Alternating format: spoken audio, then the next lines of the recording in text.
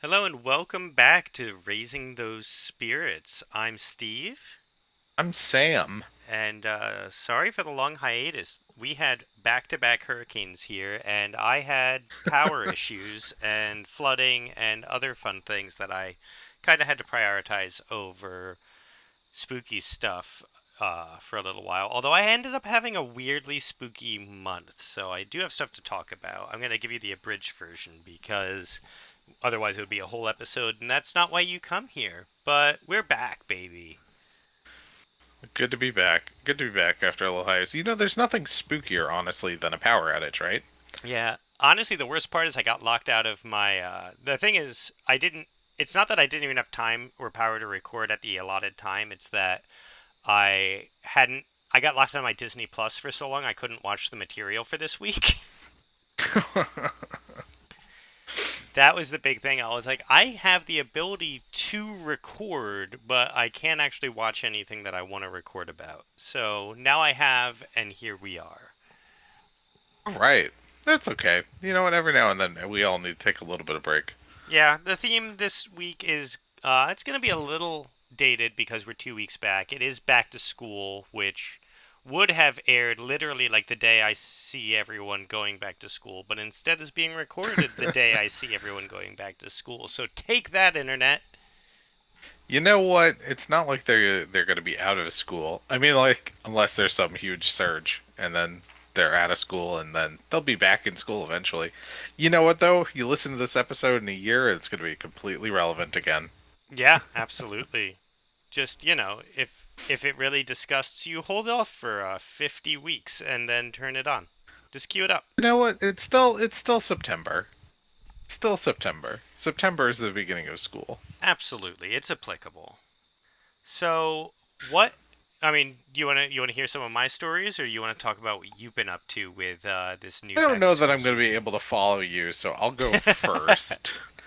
Because it sounds like your stuff has been for some for real stuff, and I had some for fake stuff. You make a great point. I am itching to tell you about some of it, but I've been waiting for like literally a month at this point. I can wait another 5 minutes. Yeah, one of the funny things about doing a show with one of your very closest friends in the world is that means you can't talk about certain things unless you're on the show because you want to have the show feel fresh and not rehearsed. Yeah, when So I haven't heard anything about what is going on with Steve.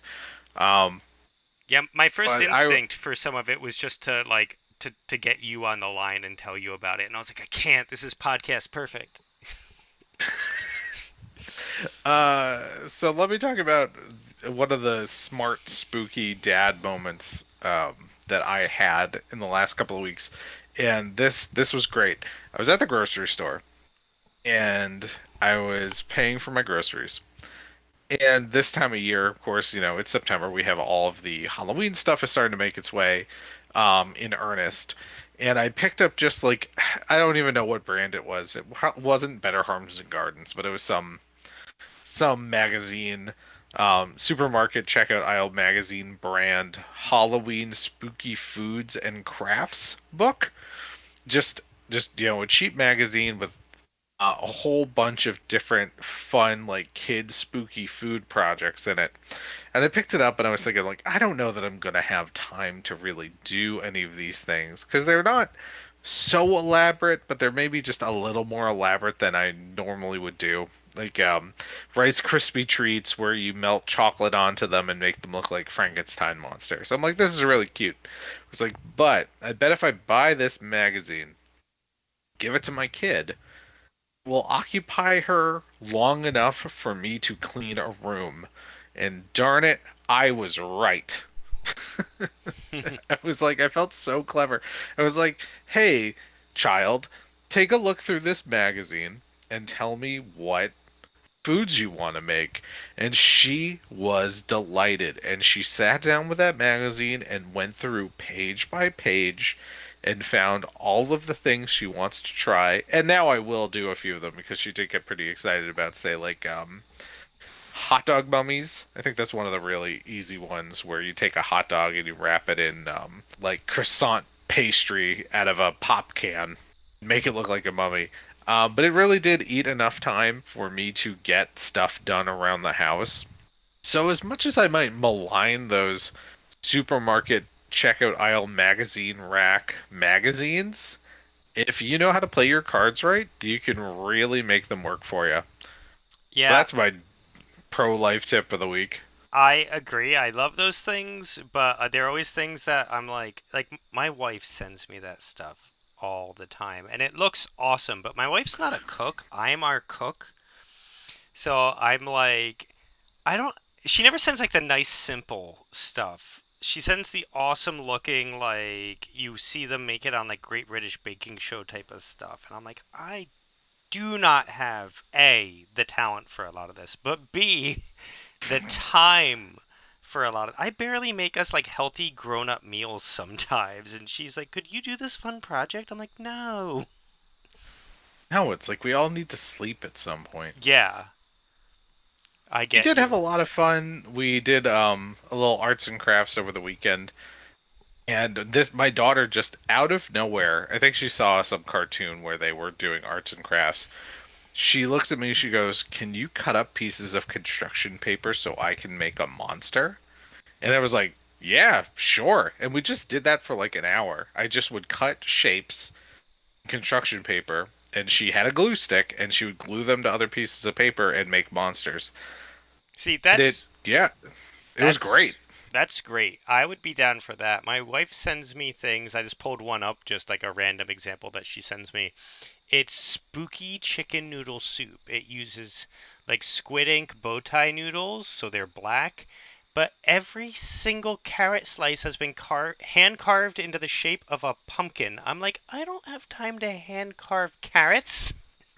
That's Wow, that insane. is really elaborate. And also, It's gonna lose its would that shape be when I for a boil kid? it. It's squid ink. It's squid ink pasta. Yeah. Yeah, That's I too don't much. know. It's just too much. It's absolutely too much. There was a Reddit thread. I'm on Reddit all the time, and the question was, it was Ask Reddit. If anybody is not familiar with Reddit, it's basically a giant message board for any possible subject you could want. It was, what are foods you shouldn't eat on a first date? And one of the top responses was squid ink pasta.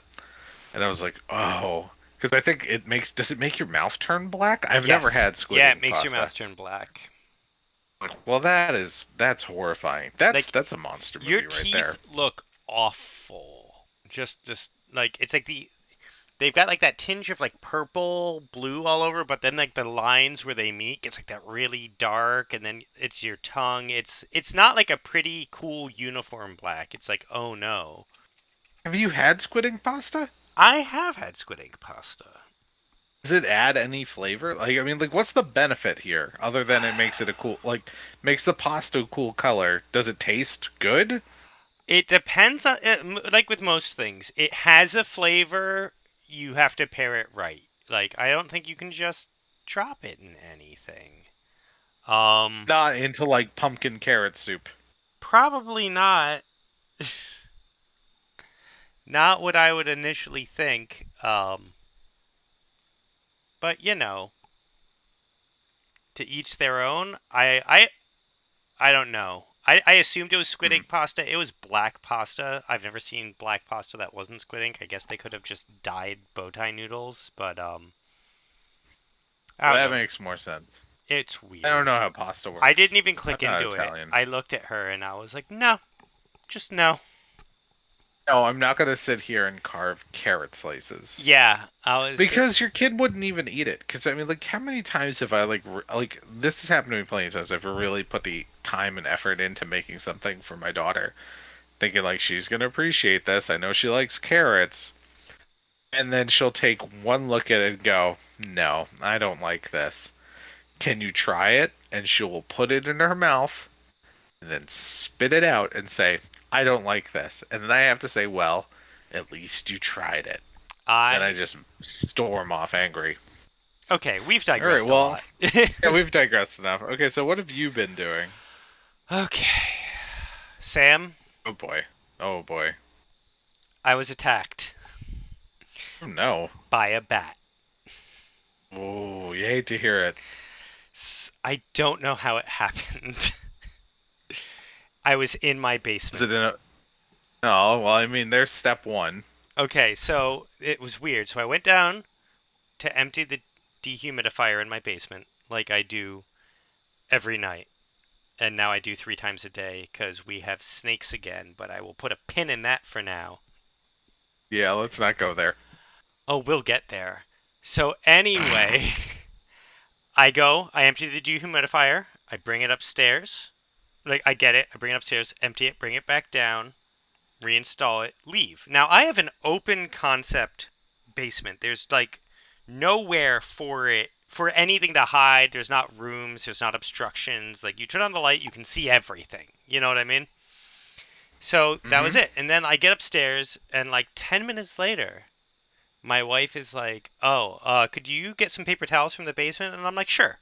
So I run down to the basement, and I walk over to where we keep our paper towels, and something drops on me from above. And and this is the path I had walked earlier, also. And my wife upstairs just hears me be like, "What the F?" And then proceeded by, "What are you doing in here? Get out!" And I proceed to like have this bat just freaking out at me for like a full minute until I can get away from it. And I we have stairs that go up like out into the yard. So I rip open the door to the bulkhead because we have like a door that leads to the stairs going up and then the bulkhead that opens. And this is when I found the snakes, Sam. So Oh I no. rip open the door, and after last snake season, I had like stuffed the door under the bottom with like this air vent thing, and so all the snakes had gotten in, but they couldn't go anywhere. And I open the door and find half a dozen dead snakes, but the bat is still attacking me. So I throw open the bulkhead doors to try and get it to go up, and it flies deeper into my basement, away from the doors. And I have now thrown open these bulkhead doors, and in front of me, routing through my backyard, is a skunk. Oh no. Yeah, and I'm like, oh no, I can't leave these bulkheads open. The skunk's gonna wander in. I can't like freak out chasing the bat out. I'm gonna startle the skunk, and all the windows in my house are open. What kind of Disney hell are you in? I am in such a weird Disney hell right now. And so Just like finally, surrounded by the worst animals. after like 5 minutes, I get the bat out. And the skunk miraculously doesn't come in. And I get the bulkhead doors closed. And like we used to joke, 'cause I had some medical issues a few years ago, and I really can't eat a lot of food now. And we used to joke that I had gotten cursed by this wrathful god that I'd pissed off when I broke into this old Chinese amusement park and ended up accidentally desecrating an idol, which is Okay, another story for another what to say, time. like that's a lot of joke. That is a lot of stuff. But my bad luck started around that time, and that's when I got sick. And then we moved to Rhode Island, and everything was better for like a year and a half. And then I've been getting these like plagues of animals for a year, and I think they found me again. So we got the bat out. I don't know how it got down there. I had like opened it for like a full minute earlier that day to bring some stuff up. Maybe it flew in during that, but I don't know why it didn't attack me when I was down there like 2 other times that day. So I still have no idea where this bat came from. But ever since then, we've had the snakes. Like leaving the door open and like the thing unclogged for this amount of time, they managed to get in. And that's not the scary part. Like Oh my lord. I hate snakes like you hate birds. So going down and doing a snake hunt and capturing and releasing dozens of snakes every day, not every day, but cumulatively for a month, has been awful. But the true horror story that I've been living is apparently my basement is Australia because we have spiders that have been capturing, cocooning, and eating the snakes. It doesn't make any sense. I know, but if you go down to my basement, you will see multiple snakes that have been strung up to dry as they're fed on. Whoa, my goodness. It How big are is. the snakes? A lot of these are babies for now. The spiders are pretty big. I'm never going back to your house. Just don't go in my basement. I'm certainly never going in your basement. But yeah, so that has Call been an exorcist. What is we happening? have an exterminator coming Friday to deal with all this. On the plus side, though, during the so we have a backyard cat that adopted us last winter. That's Her nice. name's Futaba. She's adorable. She's a calico. We love her. She disappeared for a day during the hurricane, and we were like, "That's fine. She's probably like weathering it somewhere." And she showed up with a kitten, but like not her kitten. She wasn't pregnant. Like she found a kitten that had been separated or abandoned or something, and so now she has fully adopted this kitten and lives on our back porch with it. And it is the Oh, cutest thing in the world as she teaches it to hunt all day on our back porch and stuff. So it really helps balance the spider snake eating spiders. So anyway, I still haven't hung that bat house that I talked about several episodes ago. I bought it, I just haven't hung it, and I really need to because otherwise they're going to come into my house. I don't know that you want to encourage more bats. Oh, they're everywhere. We sit on the back porch and like sip our tea at night, and just like as the sun sets, and they just fly all around our yard. So they're here. They're already here. But I'm hoping if I give them their own house, they'll stay out of mine. A good idea. That was wild. That it was a ride. I've been sitting on that for a long time. So, but yeah, the escalation of like bat to snakes to skunk was like I can't deal with this right now. Otherwise, spooky season's here officially. Finally. Five Below's got all their Halloween stuff out. We dropped in and bought a bunch of cool, fun stuff like to put on pumpkins and decorate with. I took my son to his first Spirits Halloween. They're opening up. Favorite. He was unsure about some of it. One of the animatronics was a ghoul that was clearly in distress, and he was like, "Why is no one helping this man who is clearly Oh, in that's. distress?" I don't know if it's cute or sad. It was both. But we did buy him his first Halloween outfit 'cause we didn't really do well. I mean, last year we put him in like an infant onesie, but this is his first full Right. outfit. He is going to be a kaiju. Oh, So which one? Anyone in particular, or just? it's just kind of like a generic kaiju T Rex dragon thing. It's like a Godzilla ripoff. It's got like small dragon wings, but it's also not like a full dragon costume. Oh, okay. We like it. It's cute. He likes to kaiju around anyway, so we figured we'll just put him in that and have a day of it. So that's exciting. I'm happy that we've been able to pick up a whole bunch of like spooky stuff. And we went back to the zoo where there had been that cool nightlight show, and they've replaced all of the lights with light up jack o' lanterns, which was Ooh, that's really. nice. We were there during the day and it looked awesome. We really want to go back at night and check it out as they light up because that'll be nice and spooky. And the sun's starting to go down earlier, so we might actually be able to do it. I did Oh, that's also good. one last thing. I've been trying. I know this is a long one, but I've been trying to keep it abridged. I'm not from here. We moved here from New Jersey. I knew all the Jersey local legends, like the urban myths, the local lore, the weird New Jersey stuff. But I was like, I don't know any of the Rhode Island stuff, and I started looking up some of the local and the Rhode Island like spooky history, and there's so much awesome stuff in Rhode Island. I feel like we need to do a like local lore episode now. Freddy Hmm. Krueger comes from my area. He's based off of a myth from here, like an old colonial horror story inspired that. We have the house from The Conjuring down the road from me. I mean, we've got H.P. Lovecraft, which we all know, but like a bunch of like the old witch burning stories and stuff come from here. A lot of really cool stuff. Oh, that's awesome. Yeah, no, it was really exciting. I feel like we should do a deep dive as we get closer into further into the spooky season, I think maybe. But we can talk about Sure. that. But look up your areas wherever you are. If you're not from there or if you've never really thought about it much, there's probably a lot of really cool stuff. My local library actually has like a town, county, region type of historian person that's there. I think like every Tuesday or something like that, or one Tuesday a month or whatever. I always see it in the newsletter, and they'll just like answer questions or research stuff with you. And I kind of want to like look into like more local stuff around here.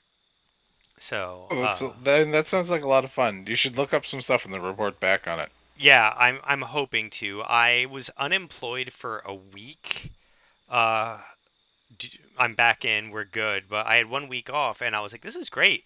I'm gonna take my son to library story time. I'm gonna do this thing, and then I got tied up in getting a new job, like onboarding and stuff, and then like story times outside in the summer, but it was raining, and like so I missed all of it, and I was really really bummed because I was like, I'm finally gonna take Mm, advantage of the children's library, and it just didn't happen. But I yeah. guess we should get to our drinks. What are you drinking? So I am drinking. So this is kind of again regionally new to me. So Narragansett beer, which is Hmm. really, really big in Rhode Island. I live near Narragansett.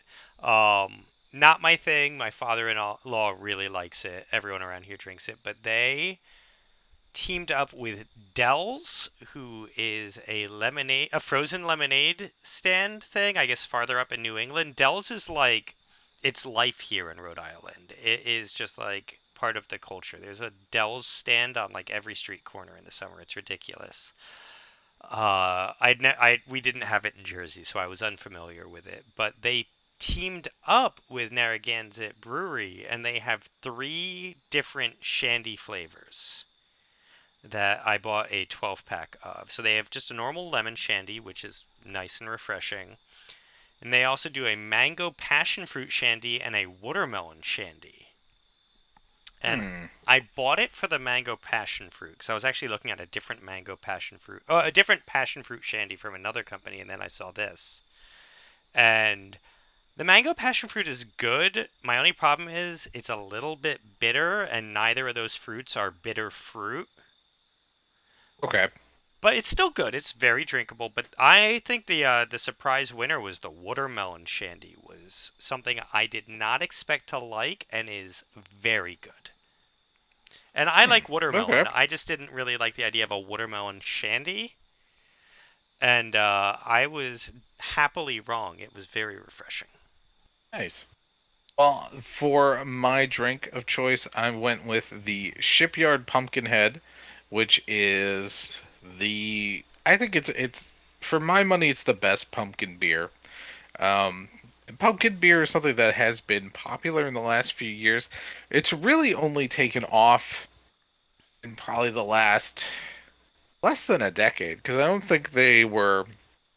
It just wasn't popular before then. I don't know what led to the sort of sudden explosion of pumpkin beers, but the best one, in my opinion, is Shipyard Pumpkinhead, and it's the one that I look forward to picking up a 6 pack of as soon as it's available every year. Which typically it starts showing up at the end of August, so I've already gone through a couple of them. But if you go to the Shipyard website and you go to the Pumpkinhead page, they actually have a PDF of 4 pages worth of Pumpkinhead cocktails, which I'm really excited about, and I'm going to give a try. They have names like Pumpkin Pie, Golden Pumpkin, Sleepy Hollow, Apple Jacko, kind of funny, Smashed Pumpkin. So they have a whole list of Shipyard Pumpkin based cocktails that I am going to dive into this fall and really try as many of them as I can.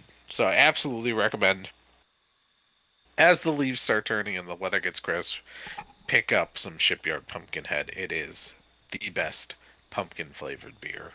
Hmm. I will have to try that. Back when I lived in Jersey, one of the local breweries always teamed up with a local donut shop, and did beer and Ooh. donut pairings. And I always loved the fall one because there was always a great pumpkin combo that I am missing this year because I'm up here. But And now that you're in New England, you should go check out some apple cider donuts. mm, New England is completely overrun with apple cider donuts all fall, and it is one of the best things about living in New England. yeah, I should probably save this for next episode, but I'll probably forget. So, into the fall beers. We always pick up the Sam Adams sweater weather pack, which is like their fall variety pack, and it's like you Hmm. get their pumpkin, you get their Oktoberfest, but this year they have a new beer that is exclusive just to this pack. It's called their Fest beer, and I love it. It is very good, and highly recommend it if you're not into super hopsy beer. If you like more of a malty beer, it is a very good malty lager. So just throwing that out there, but I think you can only get it in the 4 pack. But the Jacko and the Oktoberfest are solid beers. I've never really liked Boston Lager, but I actually had a bottle of it while eating sushi the other day, and it was really good with sushi. So Okay, try it good out. pairing. Yeah, no, hadn't thought of it. Was a really good pairing. Nice. Cool. All So right, what are we talking about this week, Steve? Other we than all the things we just talked about. we're going back to school, and there was a few avenues we could have taken to go back to school. But we decided to kind of cover shows that do a start off in the summer type of a scenario, and then the characters themselves go back to school over the course of the first few episodes thematically. So we watched Hilda, which we know I've been watching for a while. I keep pushing. And Sam, you recommended I check out Owl House. Mm-hmm. So I guess we'll start with Hilda. Kind of give me your thoughts on that, and then we can go into Owl House because I feel like Owl House is for slightly older kids. Mm-hmm. Yeah, Hilda. It's a great show. I'd say probably I'd put it in the 3 to 6 range, or even older than that. But I think definitely, you I could go think older than that. around. I think you can. I mean, like I'm watching it as an adult and I'm enjoying it, but it's also my daughter who just turned 4. She watches it and she has really enjoyed Hilda. We ended up watching an awful lot of it over the Yeah. last couple of weeks. The animation style is absolutely beautiful. It's a beautiful animation style, and it lives in such a fascinating world Yes. in that it's similar to it's a cartoon world, so it doesn't play by our logic, but it plays a lot with the sort of, I'd say, Northern European Scandinavian mythology. Very Those Norwegian, very Scandinavian, but there's Norwegian. definitely a Norwegian specific lean to it because just with the names they call things and stuff are very Norwegian specific, but Scandinavian absolutely. Yeah, so the characters, they're all mostly contemporary modern people. They live in a contemporary modern city, or at least they do once they move to the city. But in the countryside, you are dealing with things like trolls. You're dealing with things like little folk, elves, all sorts of strange fantasy creatures like wooden, like plant-based people. You're dealing with giants. You're dealing with thunderbirds. All of these things sort of live in their world, um, but kind of on the outskirts. Not to the point that people, don't know that they're there. All of your average, everybody in this world knows about these sort of mythical fantasy creatures that are living among them, but they're still basically going about their lives in a in a modern setting. So it's a beautiful contrast of those sorts of things with the monsters and just the modern everyday living. And it allows our main character Hilda to, I think, to be very relatable to anybody who's watching it, because you're still able to see your if you're a little kid who's watching the show, you're still going to be able to see yourself and your experiences in Hilda because she's living a life that's pretty similar to um, a modern lifestyle. But throughout that, um, she's got a friend who's an elf. Her pet is sort of like a half cat, half reindeer sort of thing. I don't It's a know how deer you would describe her fox. pet. It's half A deer, deer half fox. fox. Oh, it's half deer, half fox. I missed that somewhere along the ways. Yeah, Um, Definitely spooky. Lots of like ghosts, lots of monsters. It's a beautiful, fun show. So I definitely recommend checking out Hilda. how far have you gotten? Hard question to answer. I'm not sure All because right. it's just been on a lot in the house. I don't think we have not watched all the way through season two. We've watched probably one and a half seasons.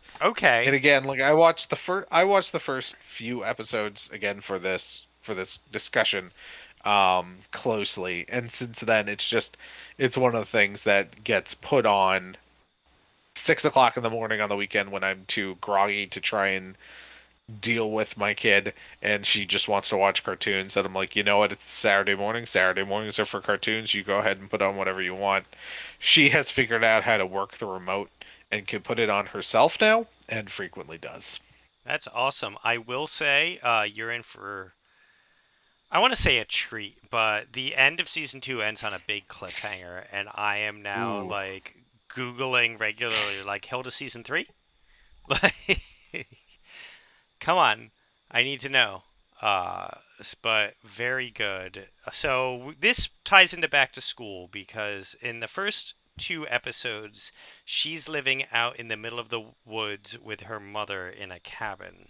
But in the third episode, they move to the big city of Trollberg, which is not nested in the middle of the supernatural, but has a lot of its own little supernatural things to explore as she learns with some of her new school children friends that she joins up with. They have their own, like, explorer Boy Scout type of organization that they all join up and go out into the wilderness and explore their city. So you start off kind of in the whimsical summer days of her exploring the forest and running from trolls, and then slowly transitioning back into the day-to-day routine with other children and school and trying to do that balancing act of exploring and discovering while also maintaining your school relationships and all that fun stuff. Yeah, I definitely appreciate like, she's moved to a new town. She's about to meet a whole bunch of new people, and she's even though she's this adventurous character, she's been adventuring with trolls, she's been adventuring with elves. She's still nervous about going to a new place and meeting new people. I thought it's nice to see because it's a very human moment. It doesn't matter how brave you are, there are things that are going to make you nervous, and being the new kid is definitely one of those things.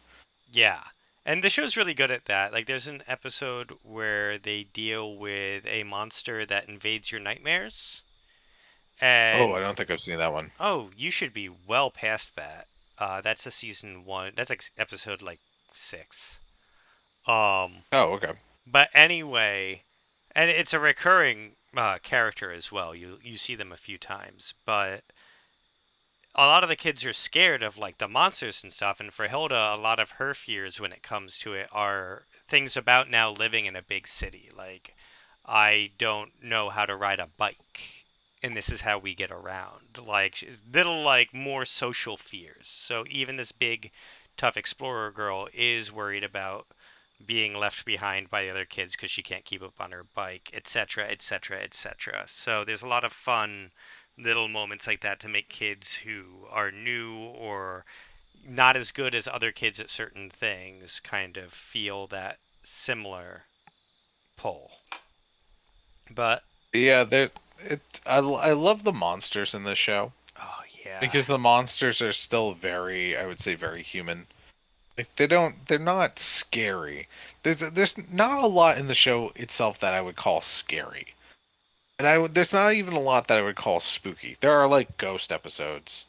Mhm. Um but it's really more that fantasy. I like anything that makes a world feel magical, and I feel like this does a lot to kind of make our world feel more magical. Just the way that she explores things, and that is something that I've been pushing.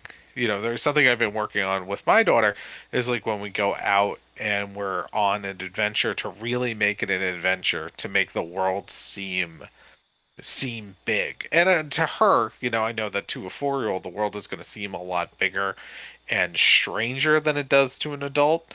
And like, I want to encourage that exploration. That's why we go on so many like nature walks and things like that. And we're always looking for animals. And that's, again, the world that Hilda occupies. Like, the animals are weird and different, but they're still having that. They're having that adventure. Yeah, I How am I mean, trying to say? I know I get what Mhm. you're saying because we have a not a subscription, a membership to the Mystic Aquarium, and we take my son Mhm. there all the time, and he's always loved the outdoor areas because it's all large aquatic mammals, but he's never really been a big part of the actual aquarium. And then we took him like a week ago, and he finally noticed everything for the first time. Like he noticed all the weird things in all the tanks, and just watching him explore that was the coolest. Like just running from tank to tank and looking in at all the weird new things to discover was a really fun thing about parenting. Yeah, and we've talked about this before. Like, there are animals that are so strange that they really do seem like fantasy animals, like a giraffe. Um, Mm-hmm. I think that was our example last time. But one of the things I really want to get out and do sometime soon is to go on a whale watch. Whales are amazing. They're such big magic animals just on their own. Like, they make the ocean glow, and that's the sunlight reflecting off of their skin. But they are such a magical animal, and that's what, yeah, the world of Hilda is. Like, they're all these magical animals, and you realize like the animals that live in our world are magical too. You just have to look at them in that way. That's one of the things I think I really appreciate about Hilda. Yeah, a lot of Hilda is about like perspective of what's around you, which is very cool. And it's like if you take the time to look around, like imagine what you'll find. So it's very good. It's definitely for younger kids aimed, but I feel like it can be enjoyed by most people. I honestly was considering because it's based off of a graphic novel series, and I was considering picking them up because it's just fun. It's a fun little whimsical world with a great art style. I don't think here's the thing: if it's something is well done, I don't think it matters what the age of the intended audience is. If Hilda is well done enough that as an adult there's plenty for me to get out of it because I can see it from my kid's perspective, or I can try and see it from my child's perspective, and I can see what it's doing, and I can appreciate it for that. Like, I can appreciate the storytelling. The storytelling is still good, even if the storytelling is simplified because it needs to be understandable by a young kid. The art style is good. Even, the art style is beautiful. Again, the art style is pretty simple. Like, they're not this isn't like an intense anime or anything. It's like it's simple, smooth animation, but again, it's beautiful. Any shot from the whole show is a piece of art. I love the theme song, and I hate that I love the theme song because it's by Grimes.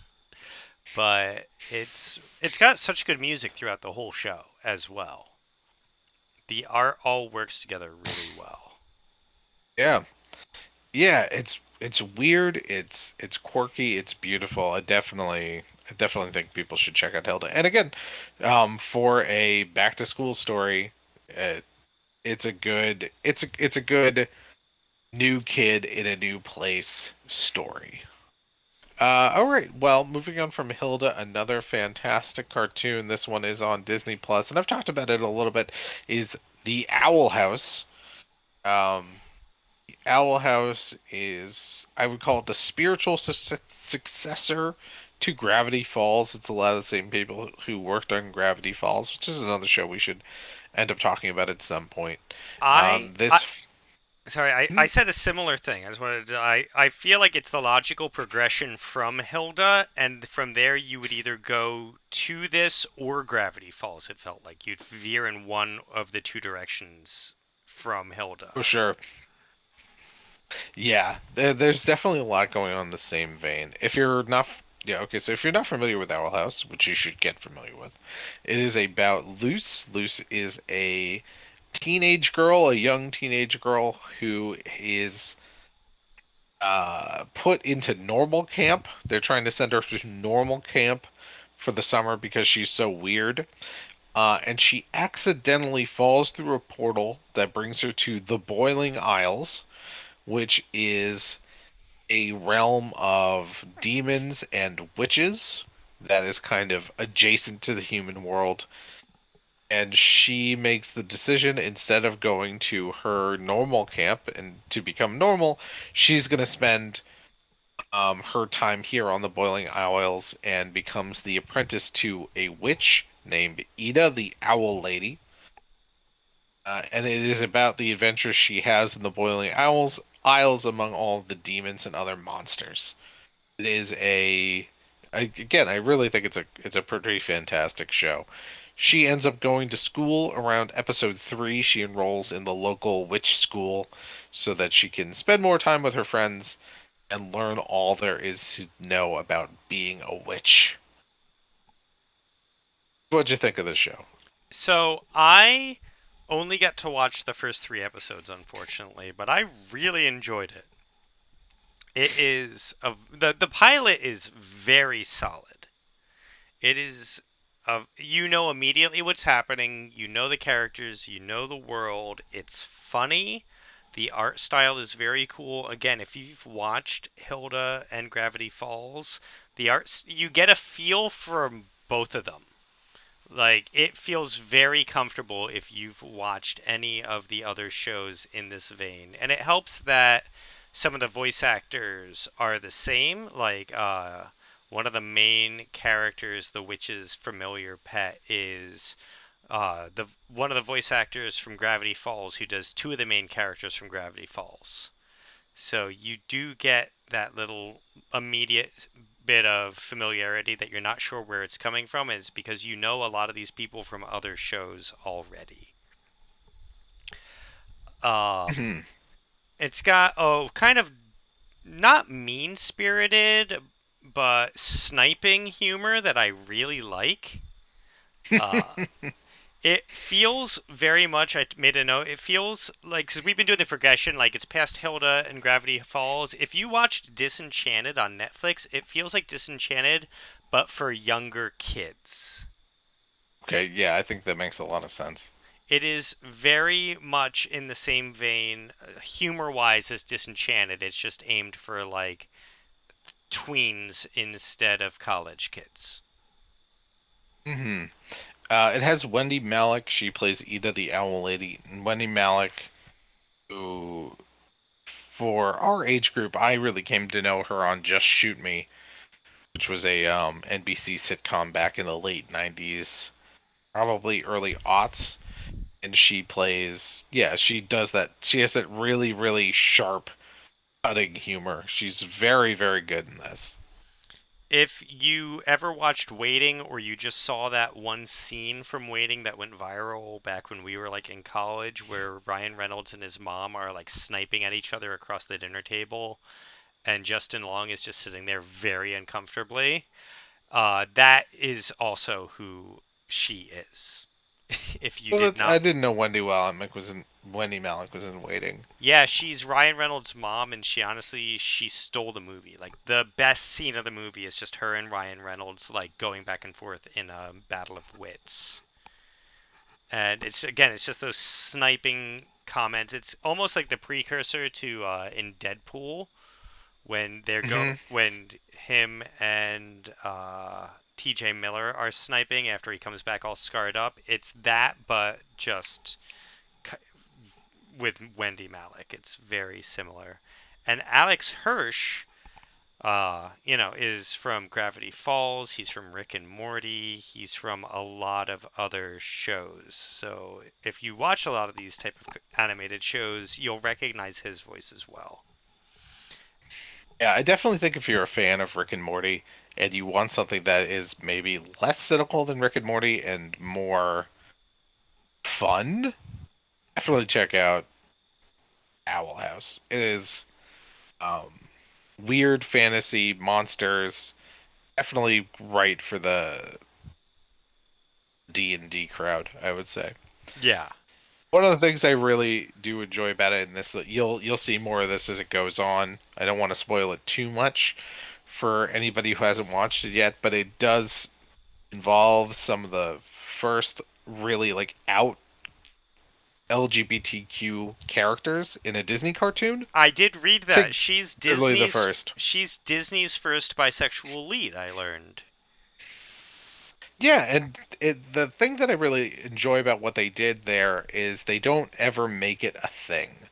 Um, they just let these characters be who they are without ever having to try and explain themselves.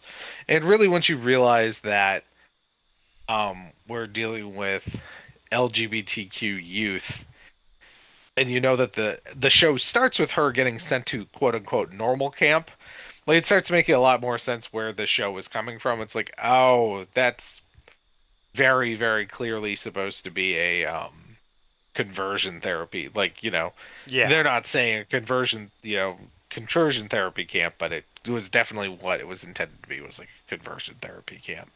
And it doesn't get that dark. Um, but that's the thing that I the most enjoy about the show is it just lets these um queer characters just be themselves. And I try and incorporate as much of I try to introduce as much of that as I can in our house. Just be like, these are people. They're not different from any other people. Like they're not, there's not. I try to make sure there's no difference between a gay couple or a straight couple in the media that's in our house, so that it never has to be a thing that I'm going to have to explain when It's my always daughter is just older. It's it's just always just been always gonna like normal. just try and Yeah. always have it be normal. So Absolutely. that yeah, I try and get it. There's not a ton of queer kids literature. Um, one of the ones we just picked up was The Prince and the Knight, which is about a prince who's looking for his princess and then realizes that he's not looking for his princess. And again, it's a children's book. It doesn't get too deep into things, but it's something that you could introduce, and it's just like this is just people want to love who they want to love, and that's where you can have it. So I really appreciate it. This also has a lot of writing and acting crossovers with the new DuckTales reboot. Oh yeah, So new DuckTales reboot's so good. if you enjoyed the DuckTales reboot, a lot of the same writing crew works on both of these shows, and also there's definitely some talent voices as well. But a lot of the writers write for both, and also Big City Greens. If you enjoy Big City Greens, I do. I think it's very fun. If you like any of those Disney shows, a lot of those writers worked on this, and it shows because it is an incredibly funny show so far, and it's just written well. It's good. I'm 3 episodes in. The first 2 episodes are her kind of like summer vacationing, learning about the world. The third episode, she finds an actual magic school, not just learning from an individual witch, but a school that teaches witches. And it's her attending her first day there. And it's a good show with good character progression, good writing. I am very excited to read the next few seasons. I just Yeah. have not had a lot of time with the month I've had. Otherwise, I probably would have binged at least a full season by now. And my son is really into it. It is too old for him, but he is Yeah, really into it right now, and if it captures his attention, I'll take it. absolutely. They're in season two. They just got to the midpoint of season two. When this episode of our show is being recorded, they're gonna do. They have the second half of season two, and then they have season three, and then they're gonna wrap after season three. So it's never going to be a huge. Even once it's finally done, it's not going to end up being a huge time commitment. If you want to sit and binge the whole thing, once the whole series is finished, it's only going to be 3 seasons, which I think That is is, unfortunate. I would love to this would go 4 or 5 seasons, but I yeah, that is the think new Disney cutting them thing. off. I don't even know if it's Disney, especially since it's a lot of the people from Gravity Falls. Gravity Falls pitched 2 seasons. They got their 2 seasons and they finished. They finished on their own. They were like, no, this is the arc we thought. If we ever come up with another arc, uh, we'll try and bring it back, but this is the story we wanted to tell. So, for all we know, this is just the story they want to tell right now. I Um, think I mean I haven't read up too much on it, but I'm not sure whose decision it was. But that's a good point. It could be that they had a 3 season arc in mind. I don't know. I'd have to look it up. yeah, I'm not saying like I definitely know that, but seeing the ties and the companies, I do know that is becoming a more frequent thing again where we have a vision. We are going to need 2 to 3 seasons to do this. And if we get there and we have more ideas, great, we can talk about it. And if not, we're going to go work on this other great project. And I am very torn on that because, on one hand, I want 5, 6 seasons of these things, but it also prevents these things from getting bad, boring, repetitive. You know what I mean? Like you get a perfect little gem as opposed to seasons 1 and 2 were really good, season 4 was good. Like, don't, I don't love that. No, I'm with you. I'd rather have one thing that was great for 3 seasons than something that was inconsistent for 5. Yes. So, yeah, very Yeah, excited. check it out. Uh, can recommend again if you like so many other shows, this is for you. But it works really well into the your kids liked Hilda, maybe you introduce them to Gravity Falls. This is in that wheelhouse. And if you liked Futurama or Disenchanted or any of that, this is something you can probably watch with your kids and not hate your life. I've definitely let my daughter watch too much Futurama. I think I need to pull back on that. I do say there are a lot of fun parallels with Hilda as well, like with her being a witch's apprentice, the theme songs and stuff. The final song, the closing song of Owl House is very similar to the opening song for Hilda, and the opening song Hmm. for Owl House is very similar to the Gravity Falls song, actually. Hmm. And there's just like a lot That's of definitely true. thematic little parallels throughout all of them as well. And I do want to say I adore Hootie. Hootie is the door Hootie the knocker House on the Demon. Owl House, and he is hilarious, and I love him. And he is also voiced by the guy from Gravity Falls who does Grunkle Stan and Suze. And it's You'll not to give anything away, but you get a lot more Hootie as the show goes on. yeah, Hootie becomes a bigger and bigger character. I got a minor spoiler on that because I was like I recognize that voice, and I googled like who voices Hootie, and of course the second you put like Owl House Hootie into Google, you just get immediate character stuff that if you're on episode 3 you're like, oh, fun, fun, fun.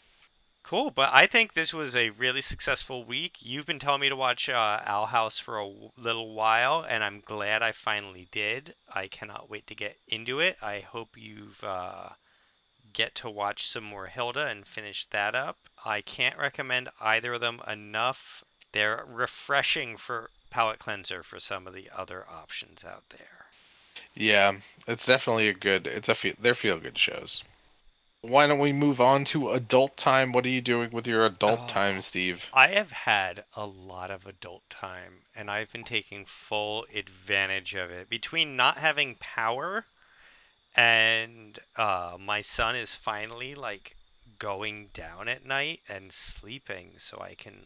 Oh, that's lovely. Yeah, it's giving me a little bit of anxiety actually, just because it's like I've been so stressed for so long at night, and now I'm not, and that is like a weird mental adjustment. But I've been doing a lot of fun adult time stuff. On Podcast Corner, I've been listening to Tunnels.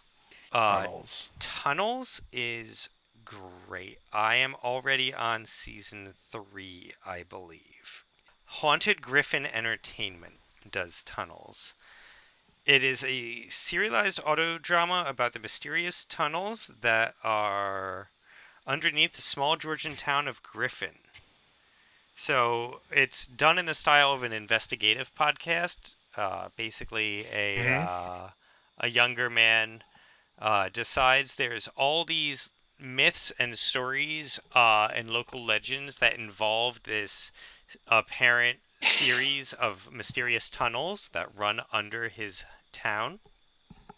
And so he starts doing an investigative podcast with the help of I think the local librarian, uh, getting to the bottom of them, getting different people's stories from different eras and kind of piecing them together and learning that there's a larger narrative. And it's not what I initially thought it was going to be, but it is very good, and I have been listening to it a lot. So, do recommend. I was expecting more of we're going into the tunnels type of a podcast, but it is very much more of a learning the stories as people have experienced them and putting the pieces together and realizing they're actually pieces of a puzzle.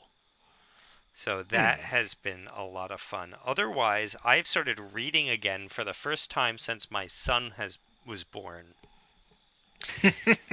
This is amazing. I have both the time and the energy and the mental focus to do this. So I have been catching up on the Dresden Files because Jim Butcher, the author, released 2 short stories and 2 books in that time frame. And if you're unfamiliar with the Dresden style files, it's an urban fantasy. It's kind of like a grown-up Harry Potter if he was a detective in Chicago. And it is very good. It's very fun noir style, like the old noir movies mixed with magic and mystery. And I'm very happy to be getting back into them. They deal with monsters and ghosts and spooky stuff, so it's right up the spooky alley. It's not just pure like Harry Potter fantasy stuff. He deals with wraiths and vampires and werewolves and trolls and all that stuff. So if you haven't checked out the Dresden Files, but that sounds like your thing, I highly recommend it. I will say he wrote the first book when he was like a sophomore in college as an assignment. So if it seems a little rough to you at the start, it smooths out quickly. And if reading isn't your thing and you're into audiobooks, James Marsters, who played Spike on Buffy, does all the audio novel recordings. So, Yeah, I listened to a few of the audio novels years ago, and then I just started picking up the paperbacks instead. But he really does a pretty he does a great job with those. I've never listened to them, but I am a big fan, and I've heard from a bunch of people who couldn't get through the paperbacks that he really does a good job, and they've done it all on an audible type of way. Hmm. And There finally, was oh, go ahead. hmm? I was gonna say there was a short-lived TV series There was. I actually too. saw the TV series first, which everyone hates and panned. But the TV series, only saw the first episode, but I was just like, I feel like I need to read the books, and then found out they were completely unrelated and different, but did fall in love with the books. My wife, I've also finally guilted into reading them, and she's at like book 11 out of 15 now, so I'm very excited that she's catching up. I finally watched Fear Street in 1978, I believe, the second Fear Street movie. Enjoyed it. It is in the style of a summer slasher flick. from that time period, like Friday the 13th style. I was a little disappointed. This one got overhyped for me, I think. Everyone said it went really, this one goes really hard. This one goes to the wall. This one, and it didn't. Um, it was very good, but I was expecting much more like gory, bloody, massacre-y. Especially Hmm. since in the first one, it's since it's in the 90s, they talk about this camp massacre, so you do learn about this, and because of all this stuff that they talked about, I kind of had higher expectations for it, but I did very much enjoy it. I do want to say it was good. It's just I had kind of gotten hyped up because it took me a month to watch it. So I think I've managed to get I know nothing about the third one. I'm going into it blind to try and avoid that again. Okay. And finally, I know I've had a lot of adult time, but Back for Blood is a game that's out now. If you ever heard of the Left for Dead video games, where you're kind of in a zombie movie, there was two of them. They're a fun format. Your heroes in a zombie movie, and there's actually like a director who is an AI who's controlling things and will kind of mix up the level every time you play it, depending on how good or bad you're doing, to add drama and intrigue. So those games were good, but that was well over a decade ago at this point, and so the team that made them did a spiritual successor called Back for Blood, and they had a free open beta weekend. So my old Left 4 Dead team got back together, and we tried it out, and it was fun. But we were like, honestly, why don't we just go back and play Left 4 Dead 2 again? So we've been playing a lot of Left 4 Dead 2 recently, which has been fun. But it was kind of fun to get out and just shoot zombies with some friends. I haven't done that in a very long time. Nice. My recommendation this week for adult time, I've been checking out Only Murders in the Building, which is a Oh, new series on Hulu. It's how is Steve it? Martin. It's very good. It's Steve Martin, Martin Short, and Selena Gomez are neighbors in a upscale New York apartment building. They are end up bonding over their love of true crime podcasts and then end up trying to solve a potential murder within their own apartment building and starting their own podcast about that murder. It's funny, it's weird. It's 3 episodes in at the time we're recording this episode, and it's just a lot of fun. For someone who spent I listen to true crime podcasts pretty much exclusively for a few years until I finally burnt myself out on them. I just listened to too many. Um, so to watch the show and see how much they really get it, they get like just the true crime podcast obsession that has been so prevalent in popular culture over the last couple of years, and they really have a lot of fun with it. Steve Martin, Martin Short, they're great. Selena Gomez, who I've not really followed in the past, I think she does a fantastic job here. So check that out if you're a fan of true crime podcasts and comedy. And Steve Martin wrote that, I believe. He wrote all 10 episodes. I don't think it was just him. I think there were another He writer also, but he partnered was with heavily John involved. Hoffman, who is another writer, but together they wrote it, and then he got together with Martin Short for it. But we did watch the Yeah, trailer. him and Martin Short. Yeah, him and Martin Short have been doing a lot of stuff together, I think, since the pandemic. They seem to be just always working together now. Yeah, so very excited to see that. We put it on our queue the other night, but we've been busy kind of trying to finish a few shows before we start new shows because I sat down and made a list and there was something like close to 20 shows that we were part way through, and I was like, we have to knock 10 of these off before we start any new shows because a lot of them were like close. We're in like the final season, but this we did watch, and it was very hard to not just jump straight into. Yeah, Cool. definitely check it out. Is that it for your adult time? That's all I've got. It's all I've had time for lately. Yeah. Cool. All right. Well, I mean, I feel like that's a good one. I had a lot to talk about. Sorry if I talked too much on both fronts. Hey, you're the editor. Yeah, that is true. Maybe I'll just put some into digressions. All right. Well, All right. that's this week. Tune in next week and hear what we ended up cutting into the digressions. And thank you for joining us, as always. Yeah, keep it spooky, folks. Keep it spooky. Take care.